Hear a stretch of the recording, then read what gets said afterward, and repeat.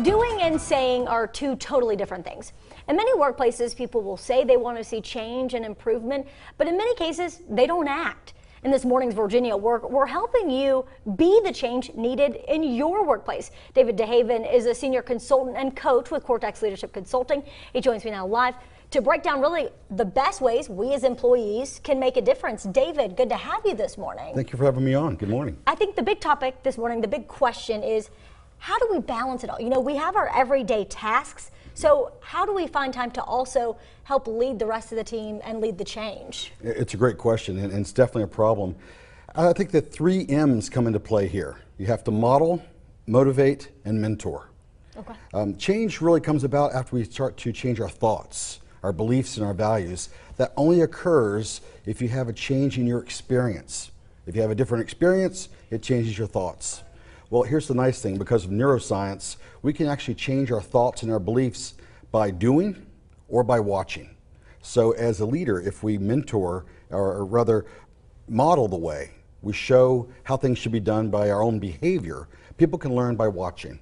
And then they can start to change their own beliefs and experiences through that.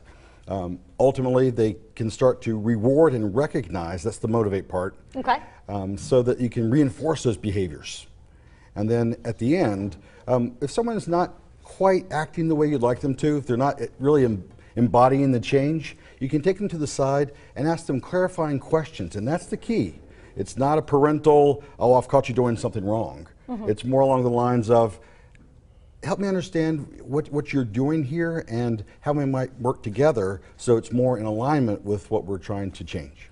All right, so we can change everyone's thoughts and values, but how do we turn it into something tangible, something that can be measured? Right, that's a perfect question. The first thing I would say is sometimes you need to have that symbolic link between the change that you'd like to see and something physical in the workplace.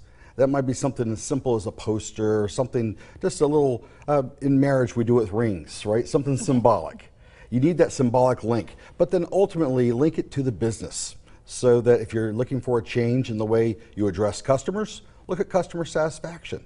Something that can be measured and reported on so that people can get feedback on how their behavior is impacting the performance of the company. So how do you get in contact with your boss and, hey, let's have this conversation.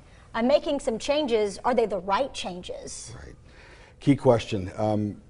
Our beliefs and our values are our own. Mm-hmm. And so we have to constantly ask our boss and ask those others around us those clarifying questions to help see where they are coming from. And then once those beliefs are built into the reward system of the company, you put it on your goals, for instance. You put it in your bonuses or your pay. Those types of feedback mechanisms are within the corporation to stay. So if everyone on the team, sees the positive. Right. They want things to change, to go maybe left, but their boss wants it to go right. So they're kind of at odds there. How do you approach your boss in that situation? Great question. We could have multiple segments about crucial conversations, right? It's a big problem. The key thing is to understand what you're trying to accomplish, first of all, in the engagement. What you really want to have with that interaction with your boss. Then go to your boss and ask them questions. I'd like to ask you a question just so that I understand, when you are doing this, how does that link to the change? And that way it's not threatening. You aren't correcting, you aren't attacking. Instead, you're asking for clarification and you're asking for your boss to help provide more understanding for you. And in doing so, that simple question can help them recognize that their own behavior maybe is incongruent with what they are thinking. So a one-on-one conversation, not a conversation with a group. Oh, absolutely. Do it in private, directly, and don't do it through the network. Yeah. Right? Do it directly with your boss. All right, David, thank you so much. An important conversation. Hopefully we can all make a difference in the workplace and get things right on track.